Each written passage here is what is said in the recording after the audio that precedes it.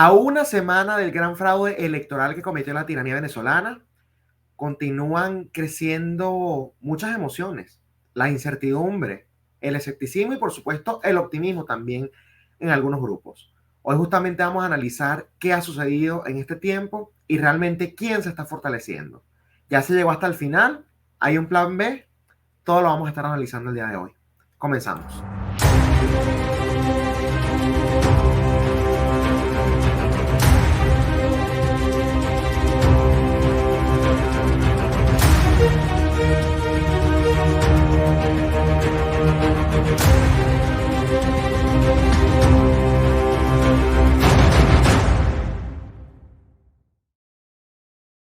Bienvenidos a Giro a la Derecha con Esteban Hernández. Si quieres tener información actualizada en materia migratoria, te recomiendo que llames al abogado John de la Vega. John de la Vega es un abogado venezolano-americano especialista en el tema migratorio que ha ayudado mucho a la comunidad venezolana y latinoamericana acá en los Estados Unidos. Así que si tienes dudas sobre cualquier cuestión en materia migratoria, te recomiendo que llames al abogado John de la Vega al teléfono que se encuentra en pantalla o también le puedes escribir al correo electrónico que se encuentra en pantalla, sobre todo ahora tomando en cuenta eso que hicieron con el parol humanitario.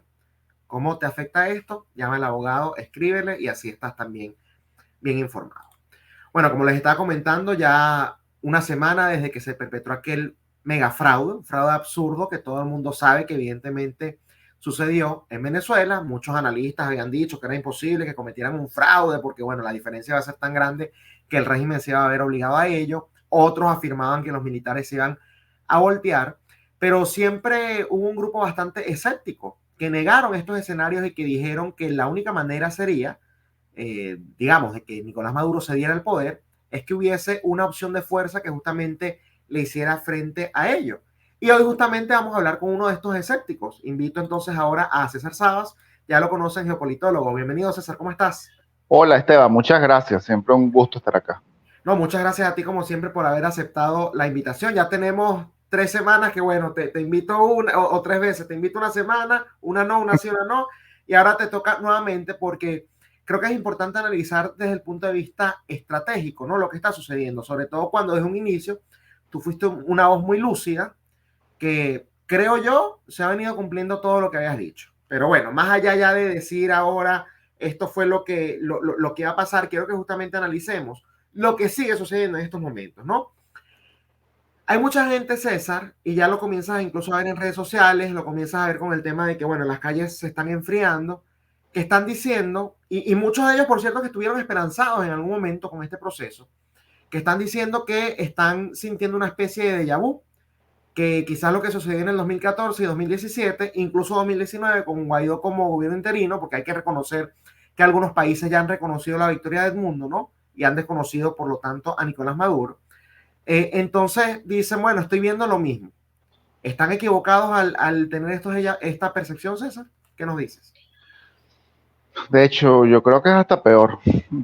Yo hasta hablé contigo y hasta una vez te dije, creo que esto es todavía más pirata que cuando Guaidó. Cuando Guaidó se veía todavía más presión.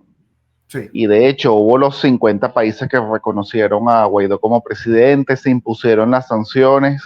Creo que en esa época había mucha mayor fortaleza de lo que se está viendo actualmente. Ya las concentraciones de la oposición van limitándose, si es que se dan, a la Plaza Alfredo Sadel de las Mercedes. Un territorio que es opositor de toda la vida. Es decir, no estamos ganando absolutamente nada. Desde el día 1 del fraude hasta el sábado, mira todo el territorio que hemos perdido. Llegó a haber concentraciones, manifestaciones espontáneas justo enfrente del Palacio de Miraflores. sí. Cosa que es un hito, porque ese territorio chavista estratégico que ellos desde la masacre del 11 de abril del 2002 nunca habían permitido que nadie se manifestara en Miraflores, salvo ellos mismos. Entonces desde ese día que hubo gente que espontáneamente, sin que nadie las mandase, esto es muy importante, sin que nadie las mandase, llegaron a Miraflores desde ese día hasta el sábado, pues la oposición lo que ha ido es perdiendo territorio del oeste, del centro de Caracas, y cada vez más al este, cada vez más reducidos a un punto muy específico. Una persona muy cercana al comando de María Corina Machado y también muy cercana a mí, me contactó para decirme que por favor no criticara a las personas que estaban manifestando en la Plaza Alfredo Sadel, porque eran personas que estaban poniendo su vida y su libertad en riesgo. Y cosa que yo estoy de acuerdo, yo nunca he criticado a las personas que han ido a esas manifestaciones.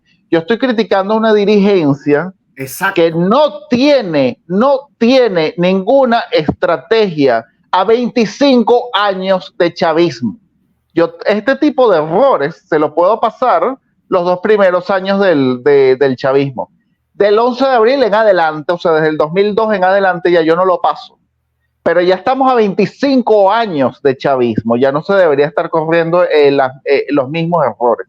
Entonces enviar a la población para hacer una concentración en una zona donde el régimen no siente ninguna pérdida de poder y sin embargo aún puede mandar sus esbirros a reprimir, dejar heridas a personas, capaz y hasta muertos, como si no varios detenidos en vano, pues es algo que yo no admito bajo ninguna circunstancia. Y ya yo no estoy hablando aquí como analista, sino como venezolano que vivió el proceso, porque ahora todo el mundo dice, pero que tú estás afuera, sí, pero es que yo tengo un pasado y yo viví todo ese proceso y yo también luché en las calles y yo como venezolano no puedo admitir este tipo de errores y no puedo admitir que se sigan cometiendo. Bueno, esa es mi postura, entonces yo pues alerto que se están cometiendo este tipo de errores. Creo que el liderazgo opositor una vez más llegó a una coyuntura sin tener ningún tipo de plan B, o puede ser incluso peor, que el plan B que ellos tenían era todavía más infantil de lo que uno se imagina, porque en estos momentos estamos, claro, hemos desmontado el fraude en ese aspecto, un fraude que ya se sabía que iban a hacer, un régimen que tiene más de 10 años fraudulento, que como si no 15 años de haciendo elecciones fraudulentas, pero bueno, se pudo desmontar y ahora nos hemos envuelto en una serie de debates técnicos y tecnicistas sobre las actas, sobre cómo están compuestas las actas, sobre el código QR, de si vamos a demostrar ante el CNE o ante el TCJ o a donde sea que hubo fraude, cuando ya el gobierno pasó de fase, pasó a una fase muchísimo más sangrienta, que es la de una dictadura completamente abierta. Una Que eso es dictadura algo completa. que quiero comentar más adelante, Sí. pero fíjate, me quiero quedar en el tema del plan B, ¿no? Ahí como puse Okay. en el sentido también. Porque a mí, bueno, tú sabes las posturas que yo he tenido y lo simpático que soy yo al momento de expresar mis opiniones también.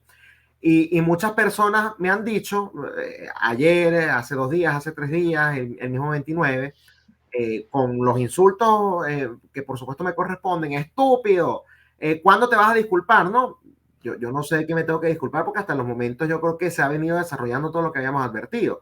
Pero un grueso de los que todavía siguen optimistas dicen que el plan B ya se activó, que el plan B, por ejemplo, asumo yo era lo de las actas, ¿no?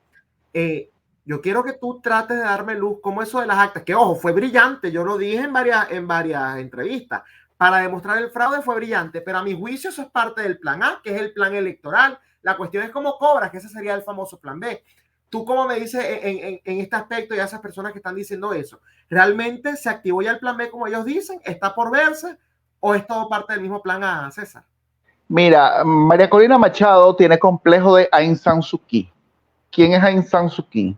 Esa es la líder de la democracia en Myanmar. Spoiler, está presa. Y su partido está pues destruido y están presos. Esta señora, bueno, en Myanmar había una dictadura militar durante muchísimo tiempo. Y esta señora intentó pues llevar Myanmar a una transición, fíjate tú porque digo que tiene un complejo de esta señora, llevar a Myanmar a una transición hacia la democracia, negociando con la junta militar de que ellos tenían que ceder el poder, porque iban a tener que ceder el poder por la presión de la gente. ¿Y cuál es la presión de la gente? Bueno, manifestándose cívicamente. Y tú le decías a la señora Aung San Suu Kyi, ¿y cómo tú vas a hacer que los militares te entreguen el poder? Con convicción, César, con convicción vamos a hacer que nos entreguen el poder. Bueno, en una de esas compresiones y tal, y algunas veces que salían a la gente a la calle y los militares mataban, los militares llegan a la conclusión de que la podían poner a ella en un cargo que no era presidente, porque ya la inhabilitaron, sino que iba a ser una especie de ministro, iban a haber unas elecciones y los militares iban a tener su propio partido. Y ellos iban pues a gobernar en Myanmar a través de fraudes electorales y a través de su partido.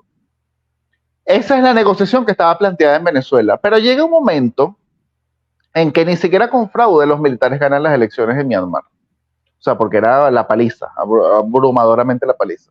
¿Y sabes qué deciden los militares? Bueno, mira, se acabó el show, aquí hay un golpe de Estado, dictadura abierta, no se cuentan más los votos, nosotros ganamos, el pueblo nos quiere a nosotros, la señora va presa y pues listo, nos quedamos por la fuerza de las armas. Y hasta ahí llegó la transición hacia la democracia. Considero yo que quienes están actualmente al mando del proceso venezolano y quienes han estado al mando durante muchísimo tiempo, siempre han estado buscando un fenómeno externo al cual imitar, sea la transición chilena, sea aquí en este caso la señora de Myanmar, sea el otro, sea modelo nicaragüense, nada de eso, porque Venezuela tiene su propio fenómeno. Uh-huh.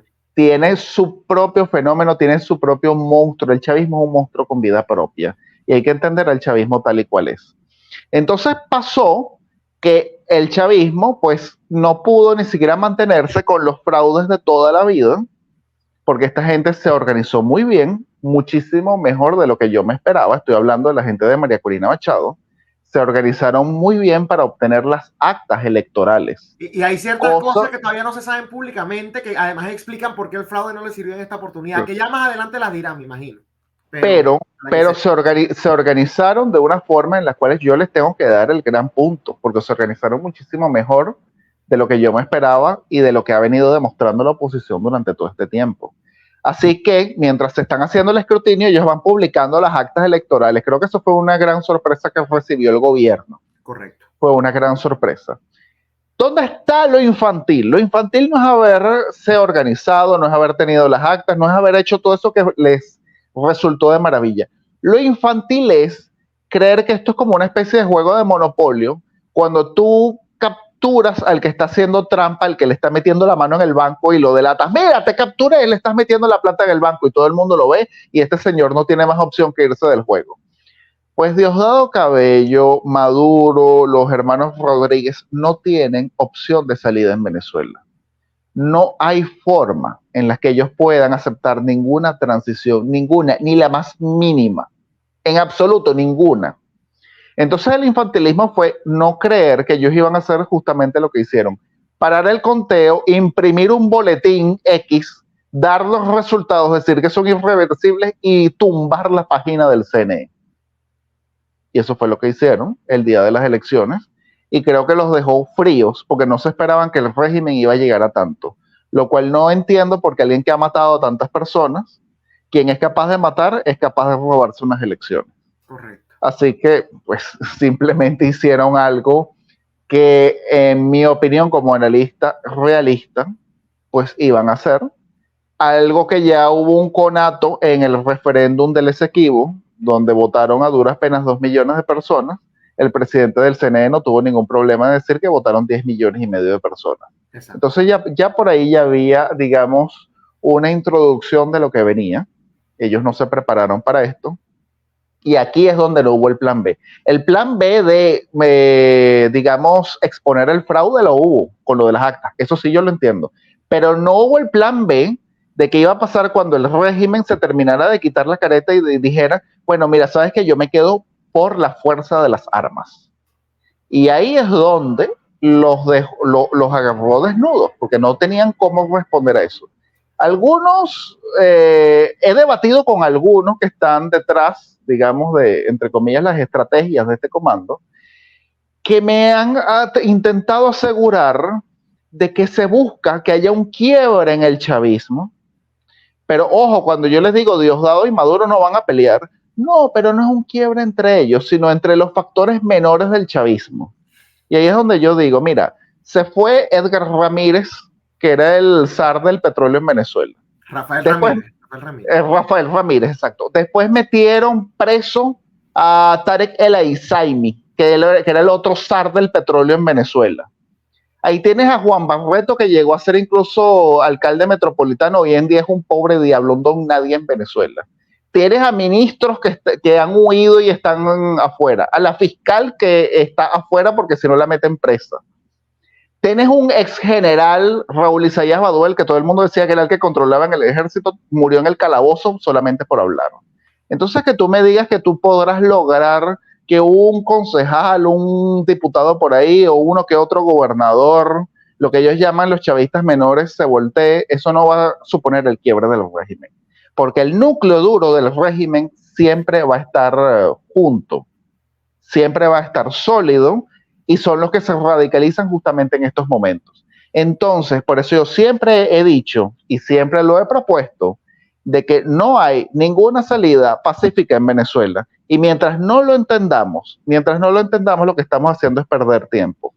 Tal vez cuando lo entendamos, empezamos a prepararnos en consecuencia, crear un movimiento que esté dispuesto a hacerlo, entrenarlo, conseguir el material y empecemos, digamos, a tomar acciones contundentes, tal vez ahí, que ya le quitemos al régimen el monopolio de la violencia, tal vez ahí es cuando podrá haber algún quiebre de algunos componentes de las Fuerzas Armadas, nunca antes. Fíjate que parte, y lo dijiste al principio, ¿no? Siempre se busca el paralelismo. Hay que si la transición de Pinochet, que si el tema Nicaragua, que si el tema de Myanmar, que si, qué sé yo. Hoy justamente nos levantamos con la noticia de que hubo un alzamiento civil, ¿no? En Bangladesh, y acaban de justamente sacar del poder a la señora que estaba en el palacio presidencial de ese país por 15 años, también de izquierda, por cierto. Y entonces comenzaron las comparaciones. Si Bangladesh pudo, por supuesto que Venezuela también. Tú que eres conocedor en la materia, César, yo quiero que tú nos digas si tiene sentido esa comparación y por qué. Mira, primero, o sea, hay una tentación de generalizar, pero demasiado grande, y eso también es producto de la ignorancia.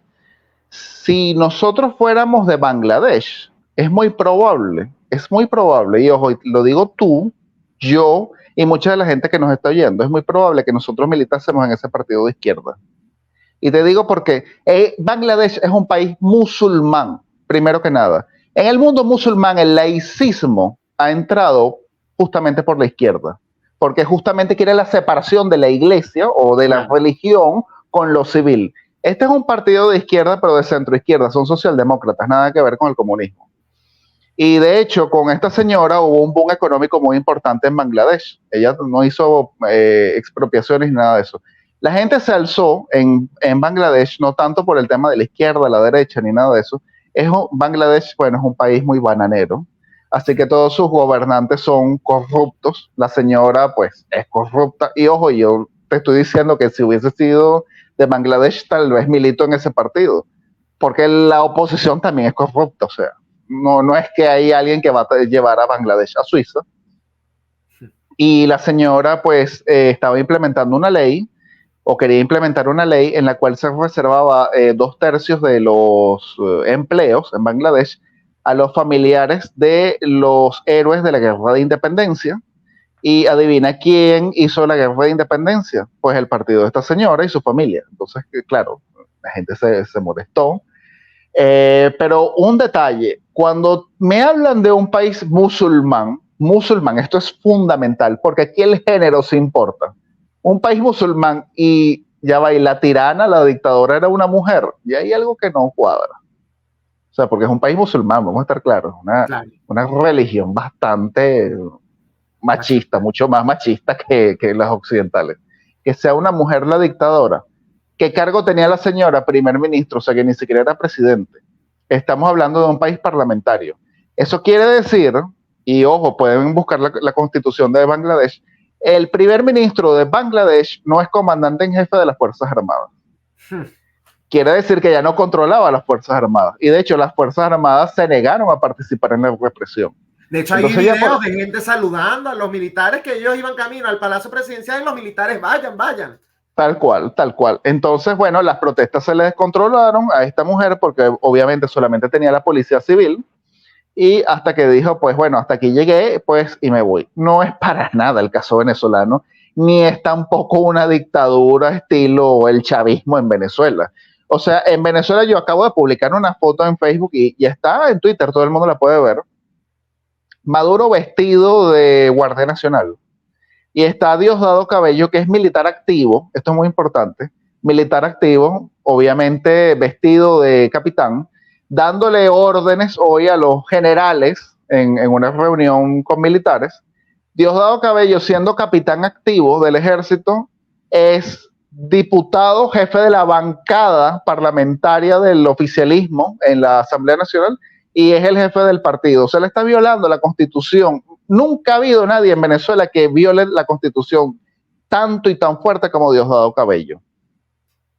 Ya eso te dice ya la diferencia que hay entre lo que es la tiranía chavista y lo que puede haber en cualquier tipo de otra cosa. Y esto es importante saberlo porque yo soy de los que mantengo que Venezuela no es una dictadura militar. Yo sé que hay gente que se sorprende, no, Venezuela no es una dictadura militar. Y por eso es que a los militares les es tan difícil sublevarse. Porque en Venezuela el poder no reside en el grado militar, reside en el grado que tengas en el partido de gobierno. Diosdado Cabello, como capitán del ejército, le estaba dando órdenes a generales, no porque él era capitán del ejército, sino porque él es el jefe del partido de gobierno. Venezuela hay que verla como una dictadura de partido único, en las cuales las elecciones, tal cual, en el cual las elecciones son una distracción, los partidos opositores son una distracción, e inclusive las instituciones son una distracción. El TSJ en realidad no existe, lo que existe es la Comisión Jurídica del PSV. El CNE no existe, lo que existe es la Comisión Electoral del PSV. Entonces, cuando nosotros vemos ese tipo de cosas, empezamos a entender en qué tipo de tiranía estamos. Y es una tiranía que al no ser una dictadura militar, ¿en qué se sustenta? No en las unidades blindadas, sino en la policía secreta, en la inteligencia. Los militares todos tienen el teléfono pinchado, todos están seguidos, todas sus comunicaciones están siendo seguidas por la policía secreta. Y por eso cada vez que un militar intenta siquiera pensar en la posibilidad de alzarse o de mostrar su descontento, es capturado en el acto. Cuando la gente dice que los militares no se alzan, es que se lo intentan alzar, pero eso es cada tanto que agarran una ruedada de 70 militares y todos los meten presos y terminan en el calabozo. Exactamente. Entonces, una dictadura que no es una dictadura militar, clásica, como nosotros hemos conocido con el caso de Pérez Jiménez o antiguamente Gómez, los militares lo tienen todavía mucho más difícil, porque un civil como Maduro tiene que asegurarse todos los medios habidos y por haber para mantener a los militares controlados. Y fíjate que ahí diste con una cifra que no sé si se te ocurrió a lo loco, pero 70 militares. Hay reportes que ya indican que 70 militares en esta oportunidad están siendo torturados, interrogados y bueno, humillados justamente porque hay la sospecha, ni siquiera la certeza, la sospecha que puedan estar en algo, de que quizás puedan flaquear un poquito, ¿no? En el momento de justamente reprimir a la gente. César, te voy a poner un video, dura casi 3 minutos, de la señora María Corina Machado, en una entrevista que le dio recientemente a el medio brasilero Globo, que bueno, es un medio de izquierda, un medio alineado con Lula, y básicamente, bueno, María Corina acá está hablando del rol que está jugando Lula en todo esto, pero yo creo que hay algunas frases que son importantes. Voy a dejar acá el video, aquí lo estamos viendo, bueno, con la audiencia, y que cada quien saque sus propias conclusiones, pero en lo que finalice quiero saber justamente tus impresiones. Vamos a escucharlo. Yo agradezco la posición nítida del gobierno de Brasil y del presidente Lula cuando ha exigido que se conozcan una a una las actas de votación por parte del Consejo Nacional Electoral y que tengan una verificación independiente que le dé confianza a todas las partes. También agradezco la protección que en esta hora se ha dado en la Embajada de Argentina, donde están asilados 6 colegas, compañeros de la campaña que están siendo amedrentados y amenazados mientras estamos hablando. Confío que el liderazgo democrático de esta región entiende el momento único que tenemos en Venezuela. Esta oportunidad real para avanzar en una transición pacífica en la cual le abrimos los brazos a todos los venezolanos. Por más diferencias que hayamos tenido en el pasado, todos hemos cometido errores. Lo importante es mirar hacia adelante, garantizar a todos los venezolanos que pueden vivir en un país donde exista prosperidad y oportunidad para todos y que podamos tener las mejores relaciones con nuestros vecinos. En el caso del Brasil es evidente, todos los temas asociados a la inmigración, al cuidado de nuestra Amazonía, de los pueblos indígenas, la complementariedad energética.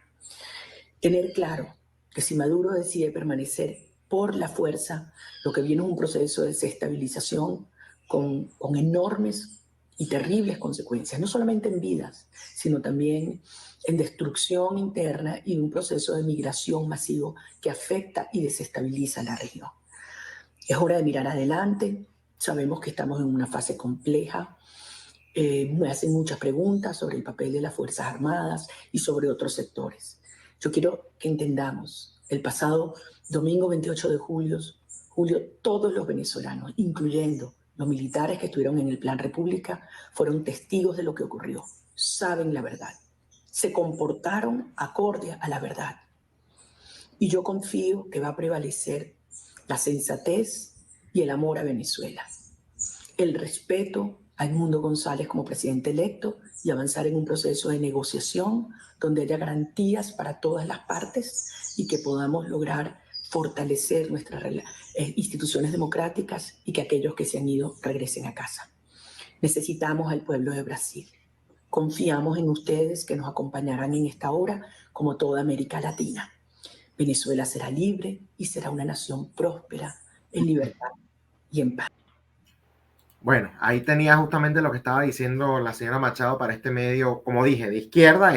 Yo creo que es el principal medio anti-Bolsonaro, pero más allá de eso, fíjate cómo sacan esta parte y es a la que más le hacen publicidad, justamente haciéndole el reconocimiento debido, por así decirlo, a Lula. ¿Qué impresiones te da de lo que dijo allí en esos 3 minutos?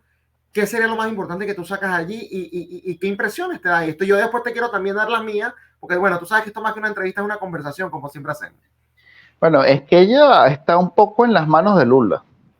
Primero por estos perseguidos políticos que estaban en la embajada de Argentina. Que mucha gente celebró cuando Lula entonces tomó la embajada, como que wow, grande, sí. Y eso es más poder para Maduro, si me lo preguntan.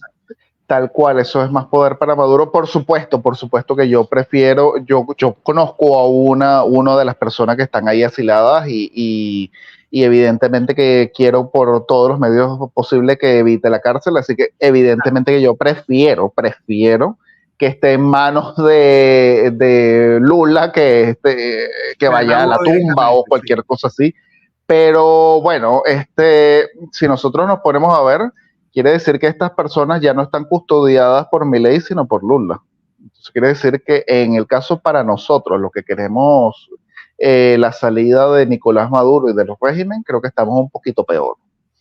Viendo que Lula tiene una postura que, en mi opinión, es lo que yo llamaría neutralidad prochavista. Neutralidad prochavista, porque mucha gente se emociona con el discurso de Brasil de que hay que probar, digamos, los resultados electorales. Y yo me pregunto, ¿y lo que ha mostrado María Corina Machado no es suficiente? Eso ahí la misma María Corina dice que agradece eso y que lo sigan exigiendo. Exacto. Ellos no están diciendo... Perdón que te interrumpa, esto me recuerda a Capriles en el 2013, papelito por papelito, perdiendo el tiempo en algo que no va a tener efecto alguno a nivel interno. El fraude ya se demostró desde el día 2 o desde el día 1, incluso desde el mismo día, cuando su equipo, el equipo de María Corina Machado, súper eficientemente, y como yo te digo, o sea, tuvieron ahí una eficiencia que, bueno, creo que mejor imposible, publicó las actas, una acta que sabemos todos, pues, que no se puede falsificar así como así, las publicó, desde ese momento ya el fraude está comprobado. Entonces yo me pregunto, ¿Qué está esperando Brasil? ¿Acaso que esas pruebas no son suficientes? ¿O es que está esperando que Maduro termine de fabricar sus propias pruebas para que todo siga quedando turbio? Es lo que yo me pregunto. Y María Corina Machado no se ha dado cuenta de esto. Lula no va a ser, el papel de Lula no es ser, digamos, el gobierno de Cuba, que va a decir, no, sí, Maduro ganó, arrasó. Él lo que quiere es dilatar el proceso, dilatar y ganar tiempo para el mismo gobierno. Él va a quedar siempre como una persona más o menos neutral, cuando en mi opinión es la neutralidad pro-chavista, porque es una neutralidad que siempre termina favoreciendo el chavismo de alguna u otra forma. Y lo más seguro, estoy casi seguro de que todo va a culminar con el caso de Brasil. Oh, todo es demasiado confuso. Yo espero que eso se solucione en el futuro. Y nosotros, ¿cómo quedamos? Pues nada, el gobierno se queda y mantiene relaciones con Brasil. María Corina Machado va a poder hacer muy poco para contradecir a Lula, porque Lula está custodiando a la gente de su propio partido que está en sus manos. Entonces, de alguna forma, va a haber una especie de chantaje que María Corina Machado nunca va a poder decir que es un sinvergüenza o que en realidad es enemigo de los venezolanos, que su juego en realidad es favorecer al chavismo porque Lula tiene a estos perseguidos en sus manos. Y la otra cosa que me hace ruido es cuando ella dice que todos hemos cometido errores. Ajá, eso es algo que anoté acá. Por supuesto que todos hemos cometido errores, pero hay errores de errores. Yo me pregunto, porque, por ejemplo, la fiscal Luisa Ortega Díaz, ella habló mucho del caso del muchacho Pernalete que murió. Sí. Y por supuesto, es una muerte que a mí me duele muchísimo, como todas las demás. Ella habló de eso y digamos que fue la muerte que ella utilizó para voltearse el régimen. Y la de Basilda Costa, que fue cuando ella era también fiscal en el 2014 y no se había volteado. Ajá. Eso sí no importa, me pregunto. Y Robert Redman ese mismo día. Robert Redman y todos los que murieron de ahí en adelante, más los lisiados, la gente que perdió un ojo o los dos ojos o lo que sea. O los que no quedaron lisiados, pero terminaron yendo al helicoide o a la tumba y fueron torturados y con daños psicológicos muchas veces irreversibles. Eso no importa. Entonces, claro, una cosa es que tú fuiste un muchacho y por una muchachada votaste por el PSV alguna vez y te arrepentiste, cualquier cosa, pero hay errores de errores. Entonces, evidentemente que no es que se va a hacer una lista de todas las personas que en un momento creyeron de alguna u otra forma, pero si tú participaste en los servicios de seguridad y tienes a torturados o muertos en tu historial, yo creo que esos son errores que no se pueden estar perdonando así como así, porque son de lesa humanidad. Y peor aún, sí, ya apartando el nivel moral y ético, nos vamos a lo puramente frío y pragmático. Peor aún si nos preguntamos, ¿de qué nos sirve perdonarlos? Porque ya se vio, por ejemplo, que la fiscal no tenía ningún poder. Se evidenció que Juan Barreto no tiene ningún poder dentro del chavismo. Se evidenció que Rafael Ramírez, más allá de todos los miles de millones de dólares que se habrán robado, que lo deberían regresar íntegros, porque son del país, no tiene ningún poder dentro del chavismo, ni dentro de Venezuela, ni nada. Entonces, ¿para qué les vamos a perdonar a ellos sus errores si no aportan nada? Me pregunto yo. Por ejemplo, ¿qué nos aportaría la fiscal? Más allá de lo ético y lo moral. Pero es que si a mí me dijeron, no, pero es que la señora maneja un pelotón armado, pero es que nada de eso. O sea, la señora tuvo que huir. El poder chavista en Venezuela, que es ahorita violencia pura y dura, represión, porque eso es lo que es el chavismo. Ya no son una maquinaria electoral, ellos son simple y llanamente una banda delincuencial armada que se mantienen a través de la violencia pura. Está controlado por un selecto grupo de 5 personas. La pareja presidencial, los hermanos Rodríguez y Diosdado Cabello. Fuera de ellos, ningún chavista tiene ningún tipo de poder, son don nadies. Entonces, ¿para qué les vamos a perdonar a ellos sus crímenes si no aportan nada? Me pregunto. Sí, no, y yo creo que eso es justamente parte del realismo que siempre te caracteriza, César. Pero fíjate, yo anoté acá 3 cosas que a mí me llamaron la atención. Ya esta la mencionaste, ahí la tenía. Todos los venezolanos hemos cometido errores y son bienvenidos. Una cuestión es un error, como tú estabas diciendo, otra cuestión es un crimen. Porque nadie dice, ay, perdón, es que torturé 20 personas por accidente, me resbalé y torturé a 20 personas. No, mira, es que sin querer me estaba estirando y maté a 20 personas. O sea, esos no son errores, esos son crímenes. Entonces, allí yo creo que hay un mensaje bastante asqueroso que contradice lo que María Corina Machado en el pasado justamente decía, ¿no? Entonces, qué bueno que lo hayas mencionado. El segundo, el tema de la transición pacífica, porque habla ahí de que ella está convencida que se permite una transición pacífica. Ya eso tú lo desmontaste al principio de este espacio. Hablaste de que eso no es posible. No es posible. Y previo a todas estas a la farsa electoral, ya en diversos programas tuyos y varias personas que habíamos dicho, decíamos, no es posible, se mantienen en el poder por la fuerza, al menos que ellos vean una fuerza de choque, no va a haber ninguna negociación a la que ellos estén abiertos. Cero. Cuando ya vean que justamente las balas no solo salgan, sino que también vengan, entonces allí quizás sí estén dispuestas a una negociación para irse. Quizás. Mira, yo hago un paréntesis. Cuando yo hablé de una fuerza de choque y que pudiera haber un quiebre, yo creo que nunca, bajo ningún concepto, bajo ningún escenario, ni los hermanos Rodríguez, ni Diosdado, ni la pareja presidencial van a negociar. Ni siquiera para irse, si ya tienen a la por encima. No, ellos no van a negociar, sobre todo Diosdado Cabello. O sea, ¿lo sacas en un ataúd o no lo sacas? Sobre todo, especialmente Diosdado Cabello, que es el arquitecto de la represión, en mi opinión, él no va a negociar jamás. Lo que yo digo es, si hay una fuerza de choque y hay una balacera, habrían militares que entonces tendrán que decidir, o me echo plomo con esta gente, o desconozco a Diosdado Cabello, o desconozco a Maduro. Entonces, en ese caos, ahí sí podría venir un quiebre. Exacto. Pero no tanto una negociación como con la cabecilla. Yo soy muy pesimista, pero sumamente pesimista con el caso venezolano.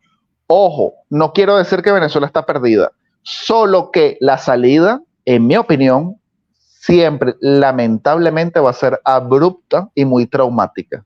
Porque ellos mismos ya lo han dicho. Ahí estamos de acuerdo, pero yo sí creo, porque estos tipos no son valientes. Ellos son valientes por todo lo que tienen en estos momentos que los protegen. Pero quizás estamos en desacuerdo en si llega a ver ese escenario, ese quiebre del cual tú hablas. Yo sí veo a Maduro diciendo, ¿saben qué? Me voy, pero déjenme irme, pues. Yo sí lo podría ver, pero en ese escenario ya donde el quiebre ocurra, no donde ni siquiera haya posibilidades. Pero bueno, esta es especulación, César. Lo último que te quería mencionar del video es esta frase, que yo creo que ya habla de que este supuesto plan B, que algunos decían, la activación allí del plan B, no existe. Y creo que aquí lo está diciendo claro y raspado para el que realmente logra no escuchar lo que quiere escuchar, sino escuchar lo que realmente se está diciendo. Yo me recuerdo que cuando Juan Guaidó se habló mucho de los traductores. Guaidó salía a decir A y salían los traductores. Él quiso decir fue esto, ¿no?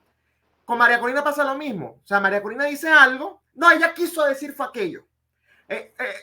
Escribe un artículo diciendo que teme por su vida, que está escondida, fue la palabra que utilizó Jairin. No, está resguardada. Que no sé cuál es la diferencia, pero incluso empezaron con esa manipulación, ¿no? ¿Qué dice María Corina en este video? Si Maduro se queda en el poder por la fuerza, o sea, es el condicional. Es decir, María Corina está diciendo que Maduro es el que decide si se queda o no. A mi juicio, eso es lo que está diciendo. Y entonces habla de lo que yo también había dicho en varios espacios. Se viene un éxodo masivo después del 28 eventualmente, ¿no? Porque esto va a seguir algunas semanas con las calles más frías, pero las encuestas apuntaban a eso. Pero allí María Corina, a mi juicio, está diciendo, Maduro es el que decide. Yo no tengo poder de decisión. Tal cual. Entonces, bueno, yo creo que ahí está claro y raspado, ¿no? Hay algo, César, que no podemos negar. Y basta con ver las alocuciones de estos individuos, de Maduro, de los hermanos Rodríguez, sobre todo haría esos tres, Maduro y los hermanos Rodríguez. Ellos no están durmiendo bien, ellos están abusando de sustancias, algo porque esas ojeras que tienen, esas actitudes locas que han tenido, ahí hay algo. Yo no creo que les esté preocupando el que haya posibilidad de abandonar el poder, pero si hay algo que los está molestando, ¿tú te atreves a especular qué puede ser? Bueno, evidentemente que ellos han perdido muchísima base. Ok. Pero el arquitecto de la represión en Venezuela ha sido Diosdado Cabello. O sea, es él el encargado de reprimir. Y lamentablemente en estos momentos, como siempre lo ha hecho, lo está haciendo bien. Cuando digo que lo está haciendo bien es que le está funcionando. Él está usando la fuerza bruta para imponerse. que puede estar, digamos, molestando a los hermanos Rodríguez y a Maduro. Pues bueno, a nivel político sí se han quedado aislados internacionalmente. Veo que dentro de todo están en un contexto internacional muchísimo mejor de lo que estaban en el 2019, Mucho mejor. muchísimo mejor. Tal vez, como en mi opinión ellos se dividen las tareas en el régimen, pues bueno, les ha tocado a lo mejor muchas tareas, a lo mejor es un exceso de trabajo que han tenido, Claro. pero no, hasta los momentos yo no veo algo que de verdad les preocupe, que sientan que pueden perder el poder. No, yo Eso es lo que tampoco. yo veo. Pero sí los veo cansados y los veo como disvariando a nivel de retórica, de oratoria, pues. Que la Bueno, gente se ha agarrado de eso para decir, están asustados. No necesariamente, hay muchos no elementos. necesariamente. Es lo que tú Yo, dices, puede ser estrés de, mira, sí, me ha tocado tomar 10 funciones en vez de una. a lo mejor no están durmiendo bien porque es exceso de trabajo. Vamos a estar claros, ellos trabajan. Si ellos no Para fueran gente, quedarse. sí, sí, exactamente. O sea, si ellos no fueran gente que trabaja, un trabajo que no nos gusta, pero bueno, o sea, vamos a estar claros, si ellos no fueran gente que trabaja, no hubiese mantenido el régimen durante 25 años. Entonces, gente que está dispuesta a todo. Así que creo yo que es muy probablemente eso.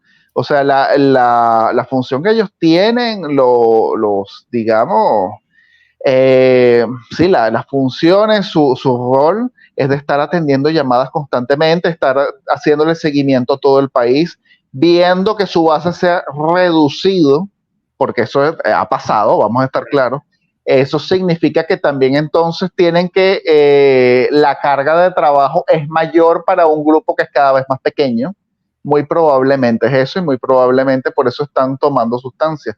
Pero si nosotros vemos, digamos, la actitud que ellos tienen en otro tipo de cosas, no tanto que a veces tú pudiste ver que Maduro, pues evidentemente que no durmió esa noche y hizo algo errático, la ojera, pero por ejemplo, cuando él fue al TSJ a hacer el show que él hizo del amparo en la sala electoral, cuando él está saliendo, él con Cilia Flores, una periodista se atreve a preguntarle, presidente, ¿usted trajo las actas?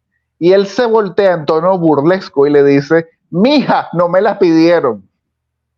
Entonces, ya ese detalle, o sea, esa confianza la que él tiene de que él se queda y se vacila a todo el mundo y yo me burlo de ustedes y ustedes no tienen más opción que calársela. Ya eso me dice mucho más, muchísimo Sí. más, que la actitud errática que él pudo haber tenido una mañana gracias a que se desveló toda una noche porque, pues bueno, no podía dormir porque tenía que mantener el país en orden. Y a eso es a donde yo voy. Lamentablemente, yo no he visto que la oposición a 7 días de las elecciones, o a 8, si se quiere, esté haciendo acciones que puedan poner el gobierno en una encrucijada, al régimen en una encrucijada. Lamentablemente eso no está pasando y por esa razón yo no creo que el régimen esté tan asustado como muchos pueden creer. Parte de lo que quienes rechazamos esta ruta, ¿no? La ruta electoral desde un inicio, uno de los argumentos que utilizamos, César, era el tema de la legitimación, ¿no? Va a quedar legitimado. La gente por ruta electoral en esta oportunidad han dicho en gran medida, mira, es falso lo que tú decías, no están legitimados. ¿Tú qué responderías a eso? Bueno, yo aquí sí les daría el punto a ellos. O sea, yo siendo objetivo y sincero, porque la verdad es que se organizaron con sus testigos de mesa para conseguir las actas, que ojo, no consiguieron todas las actas, tienen el 80% porque hay un 20% de mesas que en mi opinión no existen, que ahí es donde hacían el fraude. Entonces, claro, evidentemente que nunca ibas a tener el 100%, pero digamos que dentro de lo que existe del país, dentro de lo que tú puedes tomar. Y ojo, aún más allá de las actas, la cantidad de votos que sacó Maduro, que, ok, perdió por paliza, pero esos votos ya son también fraudulentos, porque contaron triple cedulados y demás. Pero Sí. bueno, digamos que sí se organizaron de forma muy bien, como una forma en la cual yo no me lo esperaba, mucha gente no se lo esperaba. Y bueno, al publicar las actas, yo ahí sí les doy el punto de que el gobierno no queda legitimado, por lo menos no a nivel Pero internacional. fíjate algo, porque yo te puedo decir, es cierto, no queda legitimado, pero no queda legitimado ante 8 países, antes eran ante 60. Sí, bueno, pero es que eso es un contexto internacional que cambió y ya Por no es culpa eso. de María Corina Machado. Ahí Entonces, sí yo yo no sé si darles el punto, tampoco si dárnoslos a nosotros, porque a mi juicio, por lo menos internacionalmente, y tú mismo lo dijiste, está más fuerte que antes. Sí, bueno, porque el contexto ha cambiado y no todo en la vida depende de una persona o no Correcto. depende de un plan. Hay muchísimas cosas que uno no puede controlar. La Sí. oposición nunca pudo controlar que llegara Petro a Colombia ni que llegara Lula a Brasil. Y tengo que, digamos, aguar las esperanzas de mucha gente que si incluso gana Donald Trump la presidencia de Estados Unidos, no es el mismo Estados Unidos que en el 2019 y muchísimo menos va a ser el mismo contexto. Así que no es que llegó Trump y, oh, sí, va a ser nuestro salvador. Creo que el contexto cambió favorablemente para el régimen y creo que eso sí es un poco irreversible, por lo menos en corto plazo. Pero el cambio del contexto, ahí sí, yo en mi opinión, no es culpa de María Corina Machado. No, es que totalmente, sí, totalmente. Claro. Creo que sí hizo bien con lo de las actas, no legitimó el régimen, pero lo que yo sí desearía es que, bueno, yo creo que ya por fuerza mayor murió por completo la opción electoral. Creo que ya murió, la población no va a votar más nunca en Venezuela. Creo que ya el CNE se terminó de quitar la careta y demostró que es una comisión más del PSV. Entonces yo lo que le desearía a estas personas, a los que están en la dirigencia de la opositora, los que se lanzaron a unas primarias para dirigir la oposición, porque mucha gente me dice, ¿por qué no eres tú el que dirige? Porque yo no fui el que se lanzó en unas primarias. La gente no votó por mí. No me pediste exactamente. Tú no me... o sea, la persona que se lanzó a dirigir la oposición, que hizo campaña para que votaran por ellas, porque ellos eran distintos, bueno, la responsabilidad está en usted y en su partido, señora, no en mí. Entonces, las personas que están dirigiendo ahorita la oposición, yo lo que desearía es que terminen de abrir los ojos, porque Maduro no es que si decide quedarse por las fuerzas, que él ya decidió quedarse por las fuerzas. Desde el momento en que hicieron el fraude, ellos decidieron quedarse por las fuerzas. ¿Qué es lo que tú no has entendido? Es lo que yo me pregunto. Desde el momento en que imprimieron ese boletín ficticio y lo leyeron, no Maduro, todos ellos, incluido el señor Elvis Amoroso, decidieron quedarse por la fuerza. Entonces ya es momento de abrir los ojos porque estamos perdiendo muchísimo tiempo. Es así y creo que es justamente algo importantísimo, ¿no? De entender. Ahora, yo no soy tan optimista como tú, ya no vuelven a votar. En el 2030 les meten a Lorenzo Mendoza y dicen, bueno, este no es político, es empresario que se pudo haber ido del país y él decidió salvarnos del hambre y lo vuelve a meter por el camino. Bueno, sí, ya yo me espero todo también. Sí, yo no soy tan optimista en ese aspecto, porque yo pensaba que ya más nunca le iban a hacer y mira, ahí con la señora Machado y sí los motivó, ¿no? Te iba a hacer una pregunta respecto a la evolución tiránica que ha hecho Maduro, pero ya la respondiste sin siquiera hacértelo, ¿no? Porque yo parte de lo que he visto es que están ya pateando todo para, como hicieron en Myanmar, ¿saben qué? Acá ya la fachada esa democrática que teníamos ni siquiera.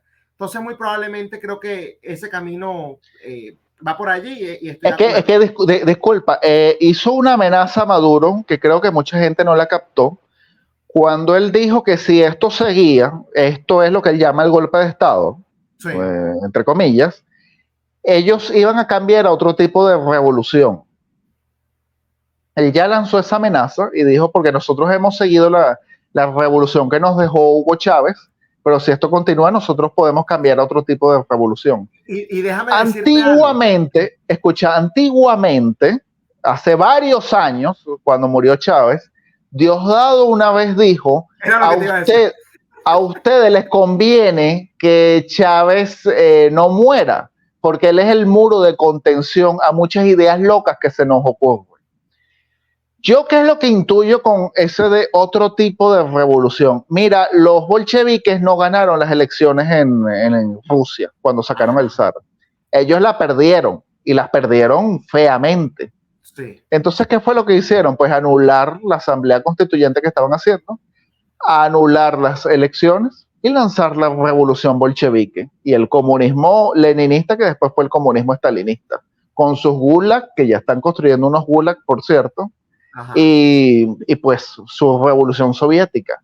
Entonces, este régimen, una vez que ya sus distracciones, porque yo lo mantengo, todo este tipo, en Venezuela lo que son las leyes, la constitución, todos estos organismos son puras distracciones, que de paso hay un patrón desde que llegó Chávez que yo lo he visto. Cada vez que ellos van a lanzar su proyecto sacan el librito azul y lo mueven, ¿no? Porque según la constitución y todo el mundo anda bobado ahí con la constitución viéndola y ellos lanzan su proyecto y por parte de nosotros hay 1.000 papers y artículos hablando sobre las inconstitucionalidades y perdemos mucho tiempo en distracciones, así como ahora lo estamos haciendo con las actas, que el código QR y todo, y la ley electoral y todo, distracciones van y distracciones vienen cuando ellos siguen con su proyecto. Bueno, cuando ya las distracciones se le acaban, porque ya pues el juego se les trancó y no les queda más que, bueno, seguimos luego sin distracciones y lo más sincero posible. Esto es dictadura pura y dura. Evidentemente que a nadie les gusta decir que son una organización delincuencial que se van a mantener porque son malandros, entonces se van a inventar la revolución bolchevique venezolana. Y esto me da pie ya para lo último y para ir finalizando, que bueno, esta conversación ha sido bastante extensa, César. Está el rumor, por cierto, difundido por Iván Duque, que a mi juicio está cayendo en una propaganda y otra distracción, como tú dices, pero me interesa saber tú qué piensas, de que el TSJ, ¿sabes? Esta sala constitucional, que es realmente una sala supraconstitucional, ¿no? Ellos pueden anular, ellos pueden reescribir lo que está escrito ya. Basado en lo que ellos mismos es chistoso porque ellos pagan y se dan el vuelto, ¿no? Pero bueno, según Iván Duque, hay una posibilidad de que el TSJ justamente anule estas elecciones y llame unas nuevas, ¿no? Con otros candidatos que no incluyen a Maduro, ni a María Corina, ni a Edmundo. ¿A ti eso te parece realista? ¿Qué piensas de esa supuesta denuncia? Bueno, por respeto a Iván Duque me voy a reservar qué es lo que pienso de eso. Pero si tenemos en cuenta que el test, si nos apartamos de las distracciones, si tenemos en cuenta que el TSJ en Venezuela en realidad no existe, sino la comisión jurídica del PSV, ya sabemos qué es lo que va a decir el TSJ. De hecho, el propio Maduro ya básicamente lo dijo. Cuando la periodista le preguntó, presidente, usted trajo las actas, no me las pidieron, mija, y se ríe, porque o sea, eso era una risa. ¿Qué es lo que va a pasar? El TSJ, digamos, lo que yo creo que va a pasar, y sí, estoy 100% seguro que es lo que va a pasar. El TSJ va a decir, mira, revisé las pruebas y todo está ok, todo está buenísimo. No tiene Maduro, que mostrar nada. No tiene que mostrar nada. Maduro es el presidente, o sea, él ganó por los votos. Eso es lo que va a decir el TSJ, estoy seguro. Porque porque para algo pusieron esos magistrados. Esos magistrados están ahí puestos para eso. Así como Elvis Amoroso está ahí para eso. En estos días leía a un periodista, o sea, pero es que te digo estas cosas y me saca de mis casillas, a un periodista supuestamente de la oposición diciendo, Elvis Amoroso está dejando mucho que desear y no ha estado a la altura, porque durante su gestión han habido tantos incidentes, han habido tantas protestas y no sé qué, y alguien le dice, pero es que por favor, él ha estado a la altura para lo que lo pusieron, él lo pusieron ahí para hacer fraude. Exacto. De la misma forma, estos magistrados están ahí para eso, para lo que van a hacer y lo que ya han hecho. Entonces yo no entiendo definitivamente este tipo de comentarios absurdos de alguien que fue presidente de Colombia, que tuvo el proceso ahí mismo, y bueno, ahora entendemos por qué Colombia cayó con Petro. Viendo la calidad de esta dirigencia, de este liderazgo, ahora uno entiende por qué Colombia cayó con Petro. Que no es ninguna luminaria, por cierto, pero es que ahora entendemos es que, mira, ha habido tantas fallas de la otra parte que... Bueno. Sí, es así, muy de acuerdo. Bueno, de verdad que te agradezco un montón, César, por haberme acompañado en Giro a la Derecha. Te agradezco a ti, Esteban. Muchas gracias. Bueno, era César Sabas, politólogo, comentándonos justamente sus percepciones, ¿no? Y sus impresiones sobre lo que ha sido esta semana tras el obvio y absurdo fraude electoral que cometió la tiranía de Nicolás Maduro. Les recuerdo a nuestra audiencia que si quieren estar bien informados, la mejor manera de hacerlo es suscribiéndose a nuestro canal de Telegram Contrapoder News. Se bajan la aplicación, colocan en la barra de búsqueda Contrapoder News. Acá tienen cómo se escribe, dan clic al canal, clic a suscribirse y a partir de ese momento comienza a recibir las noticias con un mensaje directo para que esté siempre informado. También los invito a que nos sigan en nuestra cuenta de Twitter, @contrapoder30, en la de Instagram, @contrapoder3.0, y por supuesto que se suscriban acá al canal de YouTube, que además de suscribirse, activen la campanita, denle like al video, comenten, pero lo más importante de todo es que lo compartan con sus familiares y amigos, porque de esta manera ellos también pueden estar bien informados. Y recuerden que una persona bien informada es un voto menos para la izquierda. Esto ha sido todo por hoy en Giro a la Derecha con Esteban Hernández, pero nos vemos nuevamente el día de mañana por esta misma plataforma que es Contrapoder 3.0, el canal de la derecha en YouTube. Hasta mañana.